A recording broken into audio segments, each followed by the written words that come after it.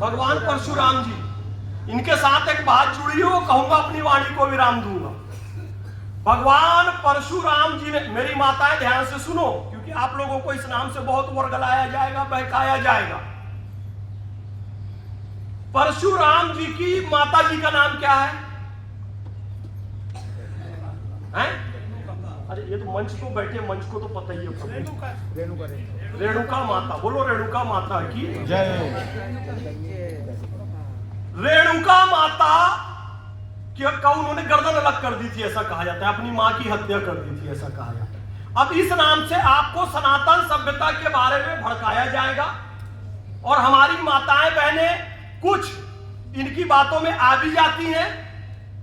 अच्छा ये बताओ, पति को एक पत्नी के प्रति वफादार रहना चाहिए, हाँ कि ना? और पत्नी को भी एक पति के प्रति वफादार रहना चाहिए, बोलो हाँ कि ना? जब राम जी के पास शूर्पणखा आई तो राम जी ने शूर्पणखा को स्वीकार किया क्या? नहीं स्वीकार किया। और स्वीकार करते तो अपने परिवार में कलह पैदा करते, तो नहीं स्वीकार किया। अब यह बताइए, मैं आपको परशुराम जी की एक छोटी सी कथा बता देता हूं। परशुराम जी ने अपनी माता की हत्या नहीं की। मां आवाज आ रही है? हाँ, अपनी माता की हत्या नहीं की, शूर्पणखा की नाक भी नहीं काटी गई। यह सब प्रतीक कथा है कि यदि कोई स्त्री किसी पर पुरुष पर कुदृष्टि डालेगी तो समाज में उसकी नाक कटेगी। कोई ऐसा चाकू लेके थोड़ी नाक काटी थी, प्रतीक समझो आप। भारतीय टीम ने कंगारुओं को धोया, तो यहां कंगारू को धोने से मतलब कंगारू को नहलाया नहीं, ऑस्ट्रेलिया टीम को हराया।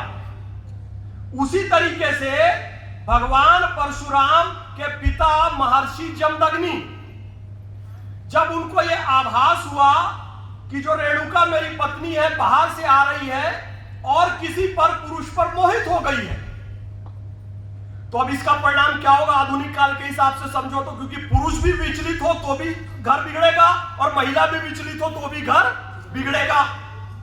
हम किसी एक को दोष नहीं दे रहे। तो अभी क्या केस हुआ, वो उस समय जो परशुराम जी ने संदेश दिया, एक महिला ने अपने ही पति को नीले ड्रम में डाल दिया, एक पुरुष ने अपनी ही पत्नी को जिंदा जला दिया। तो ऐसी घटना ना हो, उनके मन के भावों को पढ़ लिया, फिर अपने पुत्र को कहा कि इसके मन से इस भाव को निकालो, अपनी माता के मन से। किसको कहा? अपने पुत्र परशुराम को। बाकी पुत्रों को भी कहा, बाकी पुत्रों ने कहा हम अपनी मां के मन से इस भाव को नहीं निकाल सकते। तुम अपनी मां के मन से इस भाव को नहीं निकालोगे तो परिवार बर्बाद हो जाएगा। तब परशुराम जी आगे आए और अपनी माता के मन से उस भाव को उन्होंने निकाला, जिसे कहते हैं कि उनका सर काट दिया।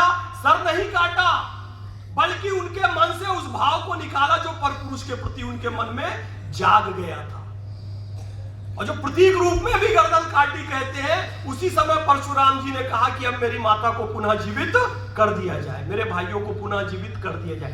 कहने का मतलब यह है, भगवान परशुराम जी का स्पष्ट संदेश है कि पुरुष भी यदि विवाहित है तो एक पत्नी व्रत का पालन करे, और महिला भी विवाहित है तो एक पति व्रत का पालन करे। मेरी माँ, फेसबुक है, इंस्टाग्राम है, तमाम तरह के आज प्रलोभन है, घर बर्बाद हो रहे हैं, बेटे बच्चियां बर्बाद हो रही हैं। अभी अब प्रभु जी संचालन कर रहे हैं, तब भी लोग मोबाइल देखने में लगे हुए हैं। ये इंस्टाग्राम, फेसबुक, यूट्यूब का सकारात्मक उपयोग करो, नहीं तो तुम्हारा घर बर्बाद हो रहा है। तुम सब जानते हो कि नहीं जानते? इस चक्कर में नहीं पढ़ना, नहीं पढ़ना, नहीं पढ़ना। यह भगवान परशुराम जी का संदेश है। आपने मुझे इस परम पावन मंच पे बुलाया, कहने को तो बहुत सारी बातें थी, लेकिन समय की बाध्यता है। बोलिए गौ माता की जय।